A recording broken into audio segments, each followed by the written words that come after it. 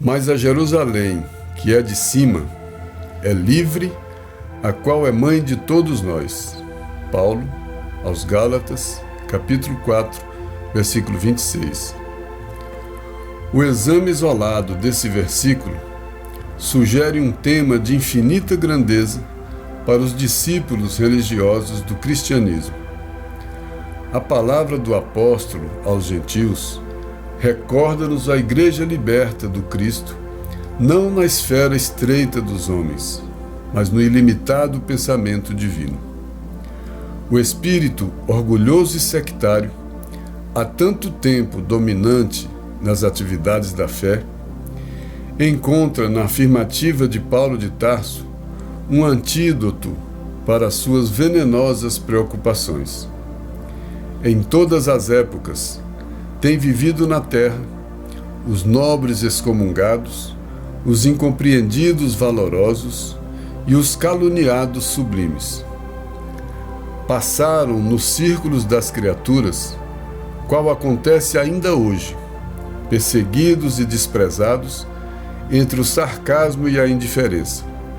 Por vezes, sofrem o degredo social por não se aviltarem ante as explorações delituosas do fanatismo. Em outras ocasiões, são categorizados à conta de ateus pelas suas ideias mal interpretadas. É que, de quando em quando, rajadas de ódios e dúvidas sopram nas igrejas desprevenidas da terra. Os crentes olvidam o não julgueis e confiam-se a lutas angustiosas. Semelhantes atritos, contudo, não alteram a consciência tranquila dos anatematizados que se sentem sob a tutela do divino poder.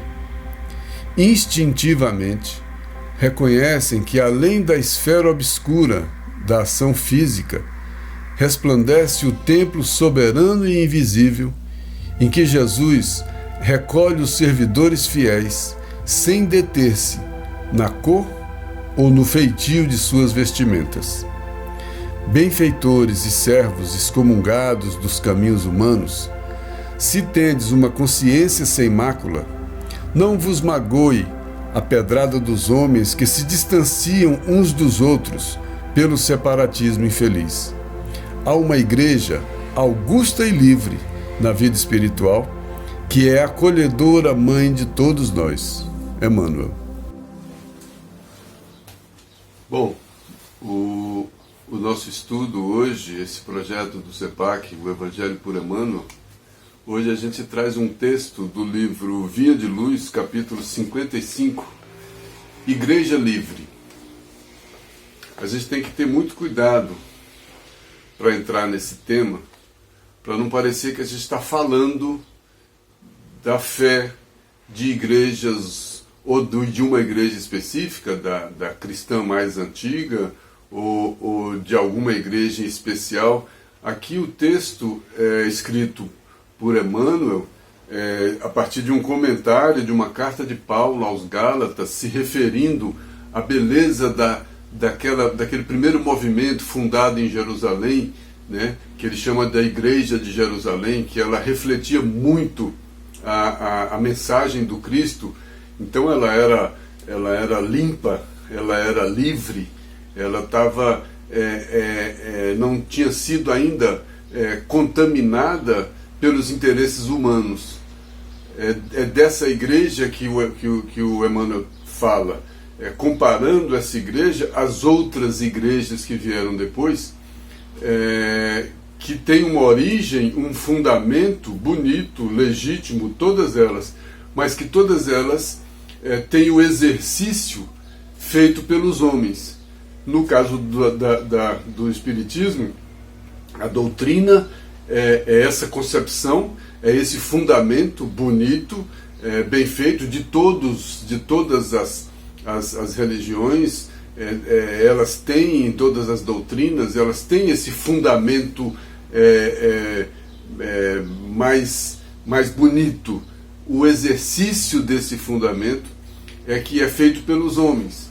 E como imperfeitos que somos, então nós fazemos o exercício imperfeito desse fundamento bem pensado, de qualidade. É como se estivesse falando, no caso nosso, que eu ia dizer há pouco, da doutrina espírita, no caso da doutrina e do movimento, que a gente sempre tem que distinguir a beleza da concepção e a imperfeição da execução, né? Porque a concepção teve muita inspiração. No caso nosso, teve inspiração em Jesus. No caso do exercício do movimento, o movimento é feito pelos homens. Bom, o próprio André Luiz, eu achei, antes ainda de entrar no texto, que o texto chama Igreja Livre. Livro Via de Luz, capítulo 55. E o Emmanuel escreveu a partir de um versículo de uma carta de Paulo aos Gálatas, capítulo 4, versículo 26. Mas a Jerusalém que é de cima é livre, a qual é mãe de todos nós. Essa Jerusalém era aquele primeiro movimento feito na cidade de Jerusalém. E eu peguei o livro Nosso Lar, no capítulo 43, o Emmanuel começa a falar dessas igrejas que a gente vai comentar hoje. Olha, o Emmanuel não, o André Luiz, desculpa. Olha o que o André Luiz fala no livro Nosso Lar. As igrejas serão sempre santas em seus fundamentos, e o sacerdócio será sempre divino quando cuide essencialmente da verdade de Deus. Olha, ele distinguindo a concepção e a execução, a ideia e a prática, a teoria e a prática. Ele está dizendo que a concepção, o fundamento dessas igrejas são sempre santos, quer dizer, sempre bem intencionados, no sentido de imaculado, né? Com menos imperfeições. E os sacerdotes, aqueles que trazem essa mensagem, que os sacerdotes era para ser os apóstolos, aqueles que trazem, que defendem essas ideias, que trazem esse movimento e que vivem esse movimento acima de tudo, porque os apóstolos viviam esse fundamento. Por isso que ele fala que essa de Jerusalém é a mãe de todas, porque ela era livre. Por que ela era livre? Porque ela não trazia nenhuma intenção própria daqueles homens que estavam exercendo aquela atividade.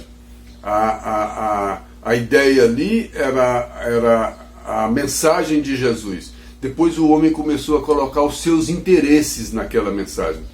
E quando o homem começa a colocar os seus interesses na mensagem, ele começa a distorcer a mensagem para os seus interesses. Ela deixa de ser livre.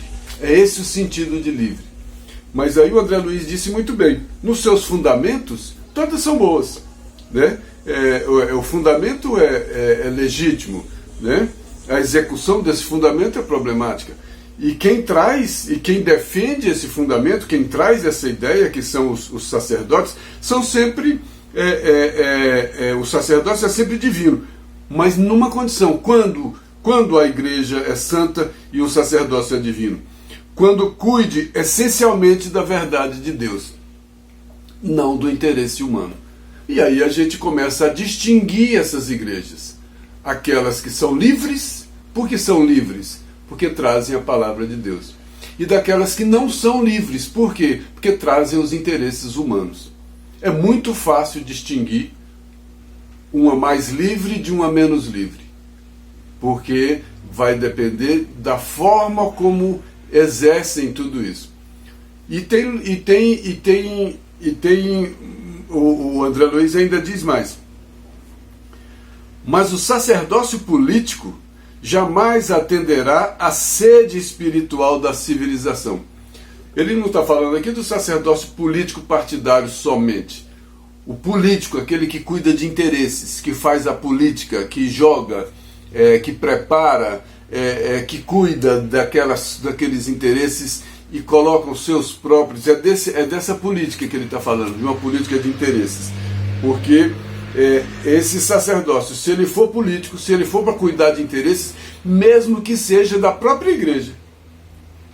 Se o sacerdócio cuidar dos interesses da própria igreja, ele sai dos interesses de Deus. Ele não vai mais atender essa nossa sede espiritual, porque ele não vai estar defendendo esses interesses. É sutil isso, mas é muito perceptível. É só a gente observar, né? E o André Luiz continua. Sem o sopro divino, que é essa inspiração do bem, que é essa verdade, as personalidades religiosas poderão inspirar respeito e até admiração, mas não a fé e a confiança. Quando a gente ouve a afirmação, ou que a gente percebe a intenção clara de fortalecer a igreja e não a fé, a igreja e não a verdade, a gente já está vendo distorções por aí. E tem muito disso que a gente conhece. Tem instituições que existem em função delas próprias. Existem em função de fortalecer a si próprias, de crescerem, de multiplicarem, de terem força política, de terem força financeira. Olha como as igrejas distorceram o exercício da sua função de templo, né? Esse templo que é onde as pessoas se reúnem para esse exercício da fé. Agora passou a ser um lugar onde as pessoas se reúnem, é como se fosse uma confraria, em defesa da sua doutrina, em defesa da sua instituição, em defesa dos seus interesses, fazendo essa política, né? Onde cada um quer que a sua instituição seja maior, mais pura, mais verdadeira, as igrejas disputando a propriedade de Jesus, disputando a propriedade de Deus. Como é que funciona isso? Como é que é livre? O que é livre aí? Aí a gente fala, então quando ele fala de igreja livre, a igreja livre só vai existir quando o movimento dela for feito por homens livres. O homem não é o sal da terra? O homem é o sal da igreja também. O homem é o sal das instituições.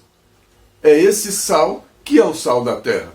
E nós salgamos ao modo do nosso paladar, ao modo do nosso tempero. E o nosso tempero é o tempero do interesse. O interesse na própria instituição, na própria doutrina, o interesse em crescer, o interesse em ficar forte, o interesse em comandar. A gente vê igrejas buscando poder político, buscando poder financeiro. Mas aí a gente vai para o texto para fazer os comentários. O primeiro parágrafo, Emmanuel diz: o exame isolado desse versículo sugere um tema de infinita grandeza para os discípulos religiosos do cristianismo. Então ele está falando aqui que para esse tema da carta de Paulo, a gente não precisa nem olhar o contexto histórico, cultural em que foi escrita essa carta. Ele diz para a gente fazer o exame isolado. O exame isolado desse versículo é o quê? A Jerusalém que é de cima é livre. Então essa igreja que é de Jerusalém, que é de cima, é livre e é a mãe de todas, porque é a mãe que não tem interesse. Aí a gente vê que ele disse para os discípulos religiosos do cristianismo, a palavra do apóstolo aos gentios recorda-nos a igreja liberta do Cristo, não na esfera estreita dos homens, mas no ilimitado pensamento divino.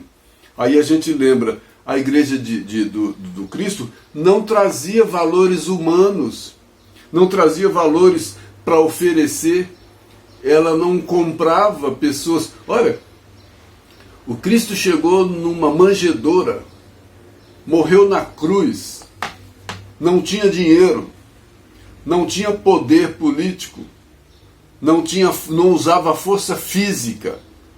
Veja, qual era o poder humano dessa igreja? Será que foi por capricho que Jesus veio assim? Não, porque a sua mensagem tinha que vir livre dos interesses humanos. E aí tem igrejas cheia de interesses humanos, querendo se apropriar da mensagem do Cristo. Não vai funcionar. Não vai funcionar. O Cristo não trouxe a mensagem do interesse econômico. Como é que traz a mensagem do interesse econômico quem vem por uma manjedoura? E quem não tem um travesseiro, uma pedra para recostar a cabeça? Alguém ia se aproximar do Cristo por interesse? Alguns se enganaram e se aproximaram do Cristo pelo reino. Mas ele avisou, meu reino não é desse mundo. Teve mãe que falou que queria um filho à direita e outro à esquerda do Cristo quando ele fosse o rei, quando ele fundasse esse reino. A mãe não estava entendendo que reino que era. Então a gente ainda pode imaginar que em algum momento algumas pessoas se aproximaram do Cristo pensando de olho nesse reino. Mas logo elas caíram em si, que o próprio Cristo anunciou que não era o reino desse mundo, que era outro reino. Então quem está buscando algum interesse humano, o Cristo falou, olha, deixe os mortos, cuidando dos mortos, fique aí entre os mortos. Eu estou falando dos vivos em espírito. Eu vim para trazer vida e vida em abundância. E só quem traz vida em abundância é o homem livre, é a igreja livre. A igreja que não é livre, que impõe a fé, que impõe pelo medo, que impõe pela força, que impõe por qualquer forma, não é uma igreja livre. E os seguidores, fanáticos, não são livres. Fanáticos não são livres, são escravos do fanatismo. Bom, a gente imagina que essa igreja, que o Mano está falando aqui, é a igreja liberta do Cristo. O Cristo não impunha a ninguém, vinde a mim. Olha que igreja livre. A porta da igreja está aberta. Essa era a igreja do Cristo. A porta está aberta. Ele não saía catando e levando pelo medo, pela imposição, por planos, por jogos de interesses. Não. Vinde a mim. Ele convidava. Né? Essa igreja convida, mas essa igreja não impõe, não castiga, não pune, não premia. Olha quanta coisa sutil que a gente pode observar o que é uma igreja livre. E nós, como doutrina espírita, a gente pode imaginar que exercício a gente faz no nosso centro, em todas as possibilidades de exercício dessa doutrina, do movimento, né? Onde o movimento está perdendo a liberdade, onde o movimento é mais livre, e que movimento eu vou fazer. Quem vai trazer o Deus para mim? Como assim? Quem vai traduzir o Deus para mim? Como assim? Quem vai me dizer o que é Deus, quem é Deus, como é Deus? Como assim? Alguém vai obrigar alguém? É uma adesão. E é uma adesão sincera. É uma adesão de dentro. É o cair em si. Esse cair em si é por aí. É o cair em si livre. O filho pródigo estava livre para ir. O pai não prendeu, não assustou, não meteu medo, não ameaçou. Vai. Pega a sua herança e vai. Lá na frente o filho pródigo caiu em si. Ele por si só, livremente, percebeu que ele tinha que voltar. E ele voltou. E quando volta por si, volta com consciência, volta mais consciente. Aí sim, é essa igreja livre, porque ela é livre porque quem está lá está conscientemente. Está porque quer, está porque entende assim. Mas pode entender diferente alguma coisa. A ligação do homem com Deus não é pela consciência? Então tem que pensar, tem que refletir, é raciocinada, porque eu tenho que compreender. Mas essa palavra tenho que compreender, cuidado, não é você tem que compreender assim. Como assim? Eu necessito compreender, mas o tempo de compreensão e a dimensão da compreensão de cada um tem que ser respeitado. Tem que ser respeitado. Por isso ela é livre. Bom,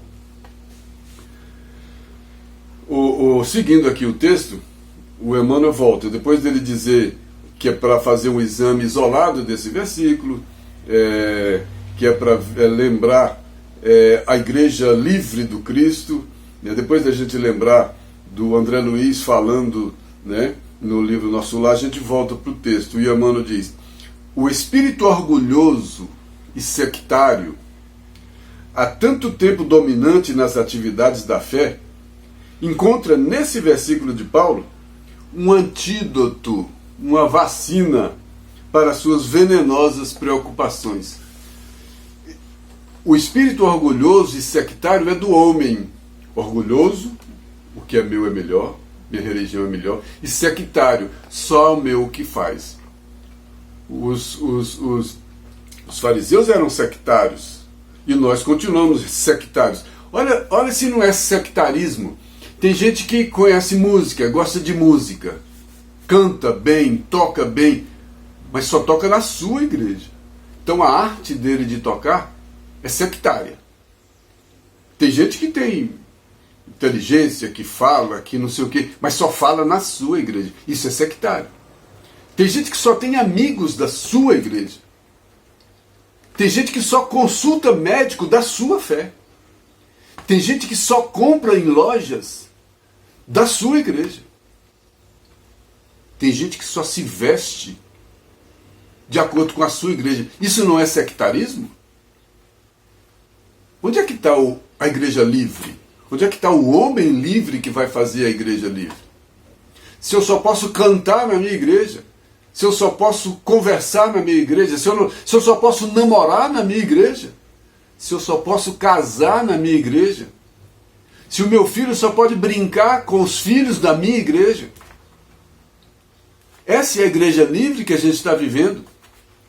Se eu só ponho numa escola da minha igreja, se eu só voto em candidatos da minha igreja, meu Deus, cadê a igreja livre? Cadê o homem livre? Eu não vou nem entrar demais nisso para não colocar meu lado pessoal nesse assunto que me preocupa tanto, me ocupa tanto, e aqui não sou eu. Aqui a gente está comentando textos do Emmanuel, o que eu acho não é importante. Então, esse nosso espírito orgulhoso e sectário, olha que frase, que há tanto tempo domina as atividades da fé e continua dominando as atividades da fé, encontra nesse versículo de Paulo a nossa mãe é a igreja de Jerusalém, porque era livre, que trazia a mensagem de Jesus, não a mensagem dos homens, não a mensagem orgulhosa e sectária dos homens. Fica fácil a gente avaliar a igreja que a gente vai participar, a fé que a gente vai adotar, a doutrina que a gente vai abraçar. Ele chama de venenosas preocupações. A gente precisa ter uma vacina para essas venenosas preocupações. Das igrejas que não são livres, que têm essas venenosas preocupações. Quais as venenosas preocupações? A preocupação com dinheiro, a preocupação com o poder, a preocupação com o crescimento exagerado da fé própria, da igreja própria, do templo de pedra próprio. Em todas as épocas tem vivido na terra os nobres excomungados ou incompreendidos valorosos e os caluniados sublimes. Em todas as épocas a gente teve excomungados, a gente teve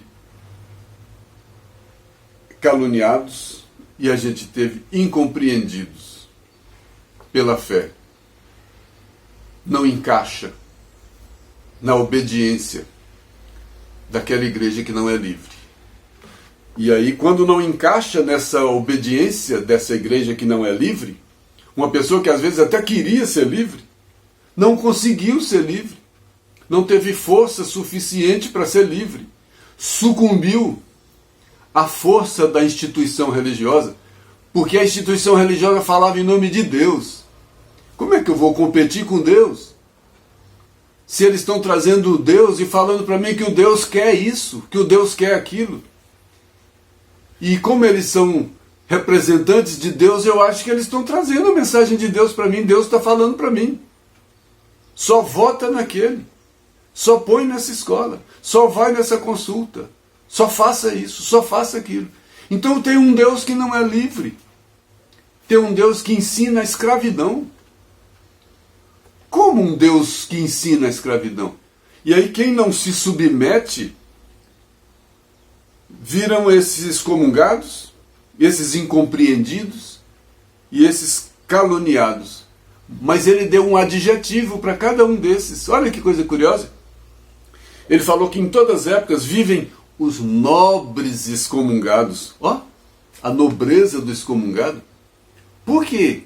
Porque ele teve a nobreza, a força moral de ser excomungado. Porque não concordava. Porque não aceitava. Olha, tem que ser nobre. Né? Valorosos, incompreendidos. Que valores? Valor moral. Lembra quando Paulo de Tarso disse... se eu tivesse ainda agradando aos homens, não seria servo do Cristo? Olha só. Esse é um valoroso incompreendido. Esse é um nobre excomungado. Esse é um caluniado sublime, que ele foi tão caluniado, mas não abriu mão. Não abriu mão daquela igreja livre que ele compreendeu, porque o evangelho que ele compreendeu era livre. E ele deu o exemplo disso para a gente, e a gente fica citando ele e não é livre. A gente não consegue ser livre. É difícil ser livre. Ninguém consegue ser livre seguindo somente. Tem que ser livre decidindo. É completamente diferente. Por isso que se fala muito hoje em autonomia, porque eu preciso avaliar, eu preciso pensar, eu preciso compreender. Eu perco a minha liberdade, eu não sou livre. Se eu não for livre, eu não vou escolher uma igreja livre, ou eu não vou transformar em igreja livre. Então, em todas as épocas, o próprio Cristo foi um valoroso incompreendido e foi crucificado. O Paulo foi decapitado. Era um valoroso, nobre, excomungado, incompreendido, caluniado. Olha na história, quantos? Quantos na história? Quantos foram queimados? Olha aqueles primeiros cristãos. Esses sim não abriam mão da igreja livre. Porque eles tinham que abjurar, negar o Cristo para preservarem a vida. E eles foram livres. Não nego a minha fé. Olha que demonstração de força. Esse é um incompreendido valoroso. Porque tem valor moral. Então os valores de uma igreja livre são valores diferentes da igreja que não é livre. Os valores da igreja que não é livre é o dinheiro, é o poder, é a projeção. Isso é valor de igreja livre? O valor da igreja livre é valor moral. Leon Denis, no livro No Invisível, capítulo 23, ele diz nessa linha: a igreja é uma árvore colossal, cujos frutos nem sempre foram os melhores. A árvore é colossal, é um colosso. Mas os frutos nem sempre foram os melhores. Por que os frutos nem sempre foram os melhores? Porque quem planta a árvore, quem aduba a árvore, quem rega a árvore, são os homens imperfeitos. Aí o fruto da árvore é compatível com o homem. Quem salga a árvore é o homem. Quem põe o sal na terra da árvore é o homem. E como é o sal do homem? É o sal do tempero imperfeito. Por isso somos o sal da terra, mais uma vez. Voltando para o texto. Emmanuel diz: passaram nos círculos das criaturas, passaram por aqui, pela Terra, pelo planeta. Qual acontece ainda hoje? Perseguidos e desprezados entre o sarcasmo e a indiferença. Muitos desses valorosos, muitos desses excomungados, desses caluniados, desses incompreendidos, passaram, né? Qual acontece ainda hoje? Sempre perseguidos, sempre desprezados, entre sarcasmo e indiferença. E o Cristo falou isso. E disse mais: e quem quiser vir após mim, pegue também a sua cruz, negue a si mesmo e siga-me. O que ele falou?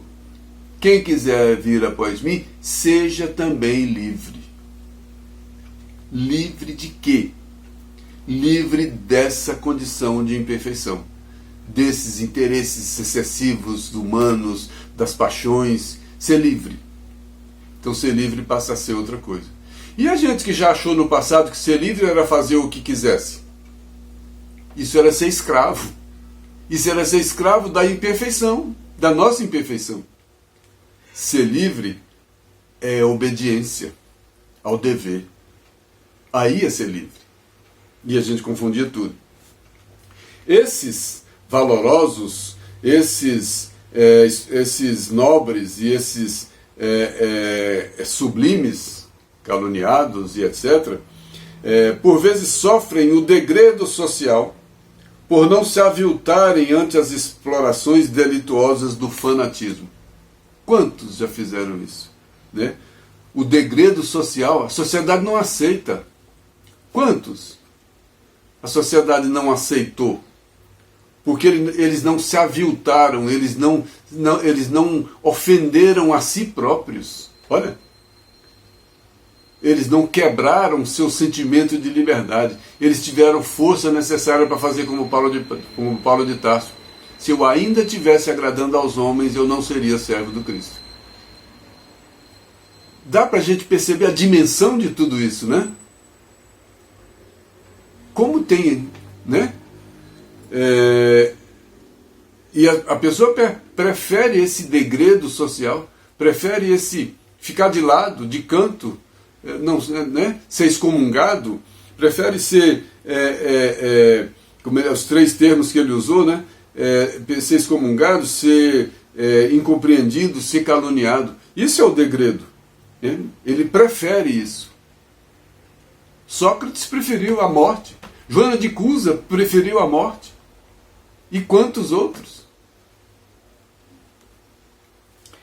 Em outras ocasiões, eles são categorizados à conta de ateus pelas suas ideias mal interpretadas. Quantos? Não, fulano não tem religião. Por quê? Porque não obedece. Quantos não se adaptam ao modelo encaixotadinho de obediência, de falta de liberdade, da igreja que escraviza? Quantas igrejas escravizam em nome do Cristo, em nome de Deus? E quantos preferem ser vistos como ateus? Porque se for para servir essa igreja que escraviza, eu com a alma mais livre, eu vou preferir, não, esse não é o meu Deus, essa não é a minha fé, esse não é o meu Cristo. O Divaldo Franco conta uma história curiosa. Eu vou comentar porque ele comentou isso de público. Ele teve uma irmã que suicidou. E a mãe foi à igreja, pediu ao padre para rezar uma missa para essa filha que suicidou.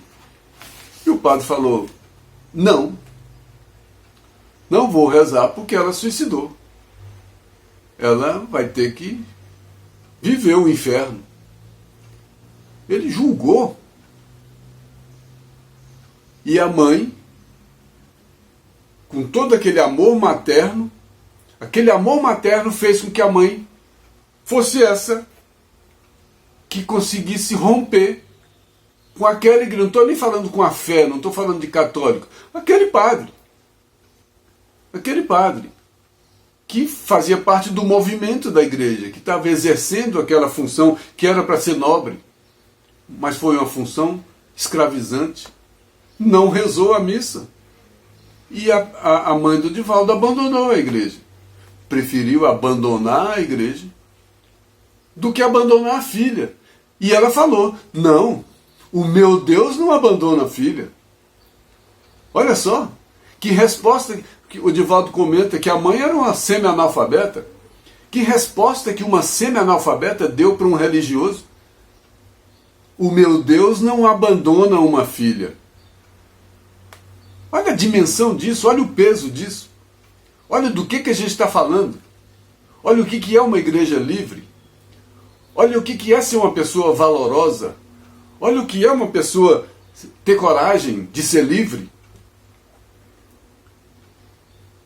A força dela de ser livre não foi nem do intelecto, foi do amor materno. Mas ela não abriu mão do seu amor materno por o engano da filha de tirar a própria vida. Não vou julgar minha filha, não vou condenar minha filha. Igreja não vai me fazer isso. O seu Deus não vai me fazer isso. Olha, quantas vezes a gente sucumbe ao fanatismo religioso? Isso não pode, isso pode, isso não pode. Homossexual não entra. Ah, é separado não pode, divorciado não pode. Se cantar lá fora, não canta aqui dentro. Tem que consultar médico que é da nossa religião. Tem que botar na escola que é da nossa religião. Tem que fazer tudo da nossa religião. Tem que votar nos candidatos da nossa religião. Cadê a igreja livre? Cadê a igreja livre? Bom,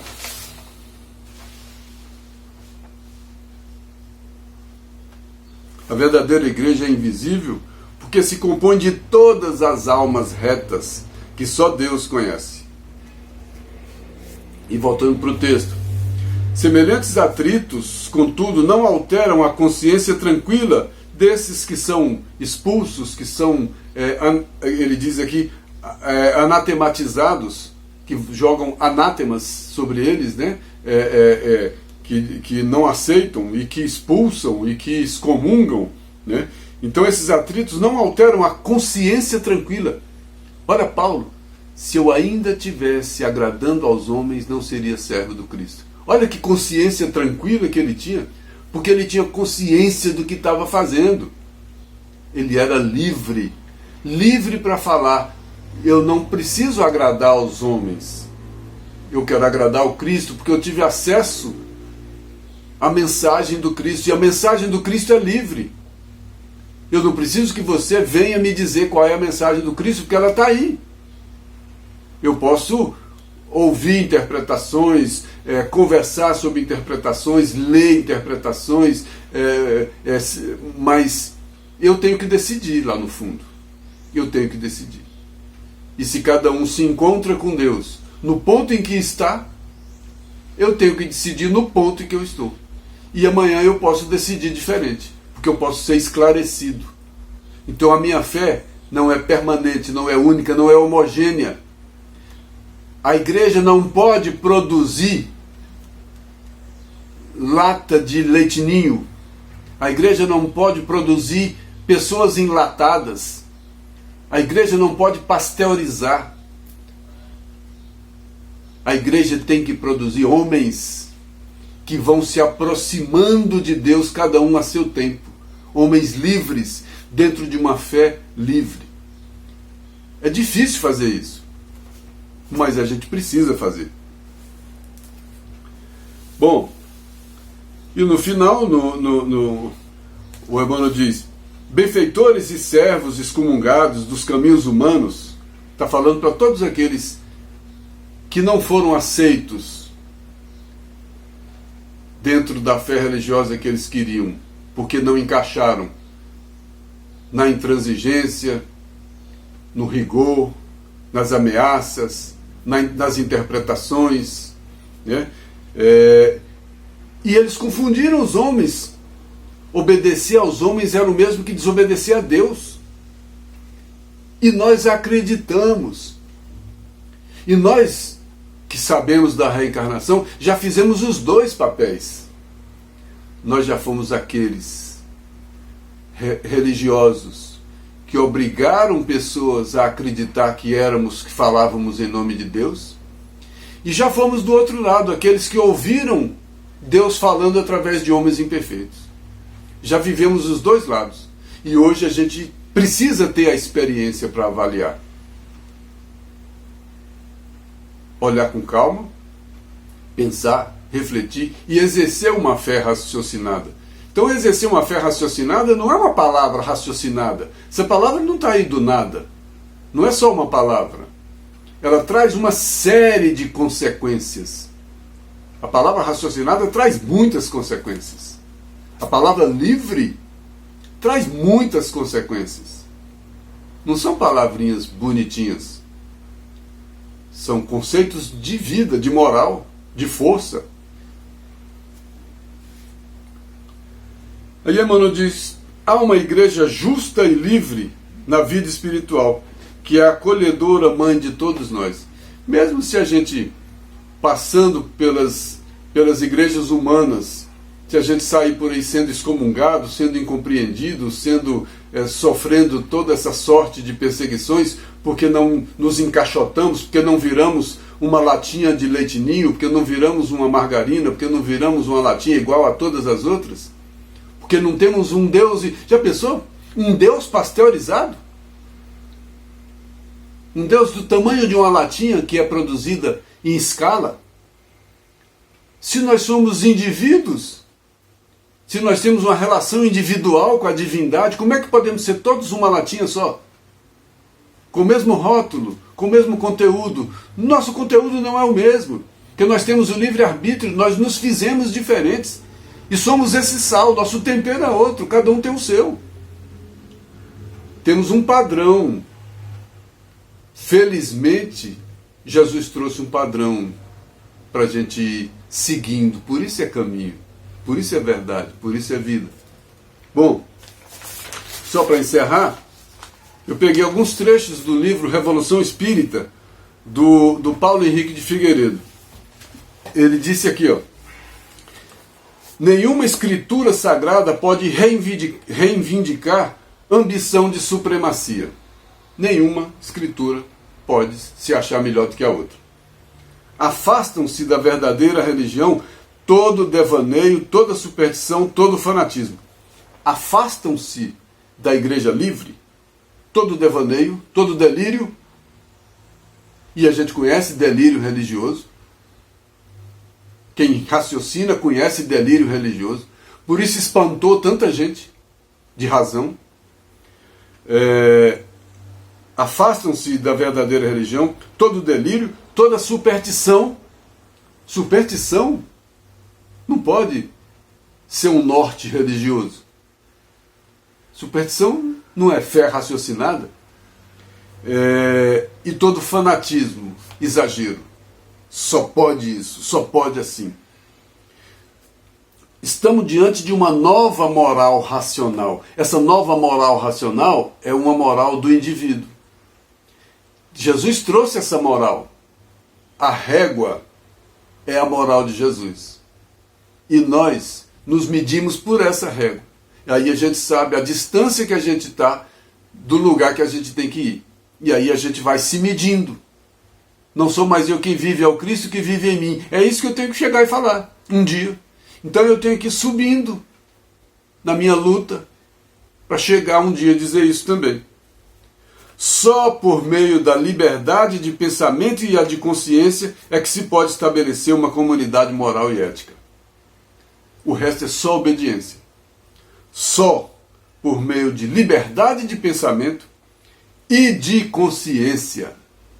Olha, as igrejas já tentaram invadir o nosso pensamento, amedrontando, criando neuroses, que a gente ia parar num psiquiatra com medo do inferno. Só por meio de liberdade de pensamento, porque eu tenho que ser livre para pensar, para ser o que sou, melhorando. Não é para ser livre para eu permanecer como eu sou, imperfeito. Ninguém está defendendo a permanência na imperfeição. A gente está defendendo o direito de ser o que é. E de ter consciência de que é imperfeito. E que, consciente da própria imperfeição, caminha para a perfeição. Não aquele imperfeito que engole uma falsa perfeição e vive de hipocrisia. Só por meio da liberdade de pensamento e liberdade de consciência, porque a consciência é o que me liga à verdade divina. Fora desses princípios, a fé cairá inevitavelmente em seus dois limites opostos e extremos. Quais os dois limites extremos e opostos da fé? De um lado, superstição e fanatismo, daqueles que aceitam cegamente. E do outro, incredulidade, daqueles que também... E no pêndulo da história, a humanidade passou por isso. Até na Idade Média, o homem passou pelo extremo da superstição e do fanatismo. Só obediência pura a tudo. Comprava até pedaço de terra no céu. E depois, na ciência, o homem passou para o outro extremo. A fuga do exercício religioso. A fuga da religiosidade. E somente agora, depois de todo esse movimento da história, o homem está conseguindo conciliar a fé e a razão, a fé e a ciência. E a doutrina espírita concilia a fé e a ciência. Mas nem todo movimento concilia a fé e ciência. E nem todo homem concilia fé e ciência. Aí, só para a gente encerrar, o Paulo Henrique de Figueiredo faz uma citação a Rousseau, ao filósofo Jean-Jacques Rousseau, que trouxe alguma coisa nesse sentido. Ele botou um capítulo em que fala a fé raciocinada de Rousseau, a fé racional de Rousseau. A fé racional de Rousseau. Nesse livro Evolução Espírita, capítulo 2. Olha o que foi dito. Esse é uma análise de Rousseau. Há uma verdade, mas os equívocos estão presentes na transmissão da mensagem pelos homens, que a alteram e enxertam ideias pessoais. Então, há uma verdade, não uma verdade coletiva. Essa verdade absoluta a gente não chegou nela ainda. Ela a gente não consegue nem conversar muito sobre ela ainda. Mas Jesus trouxe uma imagem dessa verdade absoluta, mas o contato com essa verdade absoluta é individual. Então a minha verdade é diferente da verdade do outro. Porque o que é verdade para mim é o meu ponto de contato com a lei divina. E a verdade para o outro é o ponto de contato dele com a lei divina. Mas aí vêm esses religiosos transmitindo essa mensagem, querem pasteurizar essa mensagem e colocam nessa mensagem, enxertam nessas mensagens ideias pessoais, interesses menores. Aí ele diz: pois são homens que me vão dizer o que Deus disse. São homens que vão me dizer o que Deus disse. O que ele disse? São imperfeitos que vão trazer para mim o que é perfeito. São partes que vão me dizer o que é o todo. São criaturas que vão me dizer o que é o Criador. Aí ele falou, olha que frase para a gente encerrar e dormir com essa. Quantos homens entre mim e Deus? Quantos homens existem entre mim e Deus? Quanta teoria puramente humana, quanta imperfeição humana existe entre a minha relação com Deus? A minha relação com Deus eu necessito de todos na convivência, na troca de experiências, na troca de informações. Mas eu não necessito de ninguém para pensar por mim, para sentir por mim, para viver a minha consciência. Eu não posso entregar a minha consciência para religiosos. A minha consciência é uma relação minha com Deus. Quantos homens entre mim e Deus? E quantos homens imperfeitos entre mim e Deus? Quantos homens interesseiros entre mim e Deus? Quantos homens com interesses políticos entre mim e Deus? Quantos homens com interesses financeiros entre mim e Deus? Quantos homens com todo tipo de interesse entre mim e Deus? Como eu vou chegar a Deus? Vai ser difícil, mas nós vamos chegar. Que Deus nos abençoe. e que a gente possa refletir sobre essa frase. Quantos homens entre mim e Deus? Até a próxima.